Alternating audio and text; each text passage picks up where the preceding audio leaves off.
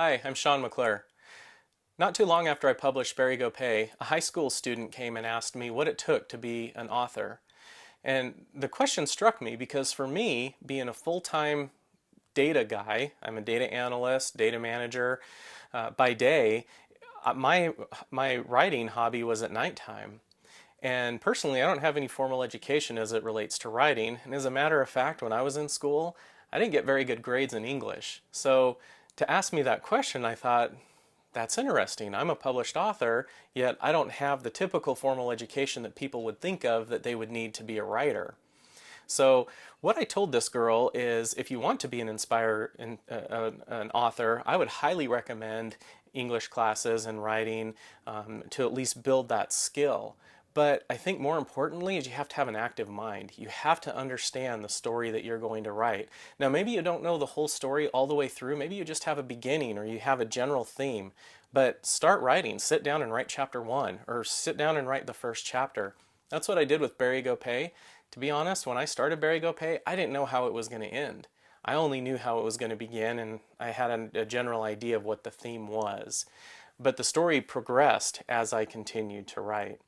One of my favorite authors, Dean Koontz, he was a writing teacher, and you can tell in his writing style and the way he writes his books, all of his words mean something.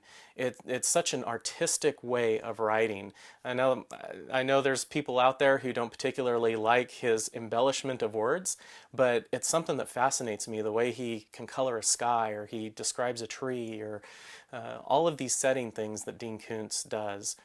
Now for me, what I've done in the past in order to try to build that skill is I've taken books that I've liked and I've transcribed them myself. I've read the book and wrote down the paragraphs and the conversations that people have had in those books. And I think in a way it kind of helped me develop how a conversation would go or how a paragraph would go. Of course, I don't do that and publish it. That would be plagiarism, and that's not good. But at least to kind of get the skill and get the feel of what it takes to write, that I would highly recommend.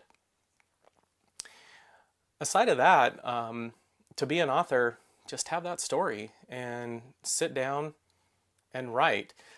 I think the last thing I'll leave you with is research. One thing that Dean Koontz taught me a while ago is he said that he wrote a book that took place in Japan and he did extensive research on this city in Japan. And after he wrote and published the book, a friend called and said, "Dean, I didn't know that you ever visited Japan." And he said, "I didn't. It was all research." He says, "I've never seen that place." Well, with Barry Go Pay, if you've read the book, you'll know that in there is computer hacking.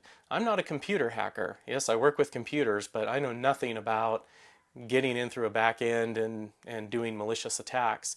But I read 2 books and I did a lot of research online about computer hacking. And in the end, I incorporated that in the book. And I think overall it turned out really well. So anyway, so that's how you that's how you become an author. It's really not that hard. I know you've heard it before. If I can do it, anybody can do it. But in all reality, if you have something in your mind, sit down, start typing, start writing, get it out of your head and onto paper, and that's how you begin your writing career. So thanks for listening, and until next time, bye-bye.